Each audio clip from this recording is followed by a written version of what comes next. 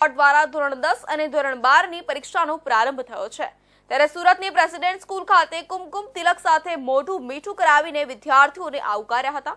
ઉપરાંત ભૂલકા વિહાર સંકુલ ખાતે વિદ્યાર્થીઓને ફૂલ આપીને શુભકામનાઓ પાઠવી હતી। ગુજરાત માધ્યમિક અને ઉચ્ચતર માધ્યમિક શિક્ષણ બોર્ડ દ્વારા ધોરણ 10 અને ધોરણ 12 ની પરીક્ષાનો પ્રારંભ થયો છે, જે અંતર્ગત સુરત શહેર જિલ્લાના પરીક્ષા કેન્દ્રો પર મોઢું મીઠું કરાવીને આવકાર આપીને વિદ્યાર્થીઓને શુભકામના પાઠવવામાં આવી હતી।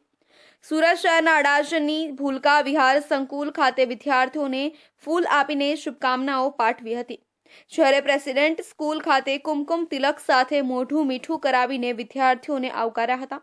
નોંધનીય છે કે સુરત શહેર જિલ્લામાં ધોરણ 10માં 91,830, ધોરણ 12 સામાન્ય પ્રવાહના 45,720 તથા ધોરણ 12 વિજ્ઞાન પ્રવાહના 15,740 મળી કુલ 1,53,290 વિદ્યાર્થીઓ પરીક્ષા આપી રહ્યા છે।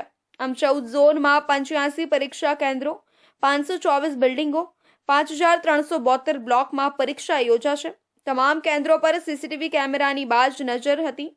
ધોરણ 10ના બોર્ડનું પ્રથમ ભાષાનું પેપર હતું, જેમાં ગુજરાતી મીડિયમના વિદ્યાર્થીઓને ગુજરાતી અને અંગ્રેજી મીડિયમના વિદ્યાર્થીઓને અંગ્રેજીનું પેપર હતું, જ્યારે 12 સામાન્ય પ્રવાહની પરીક્ષા આપનાર વિદ્યાર્થીઓનું પ્રથમ પેપર અર્થશાસ્ત્ર અને 12 વિજ્ઞાન પ્રવાહની પરીક્ષા આપનાર વિદ્યાર્થીઓનું પ્રથમ પેપર ભૌતિક વિજ્ઞાન હતું।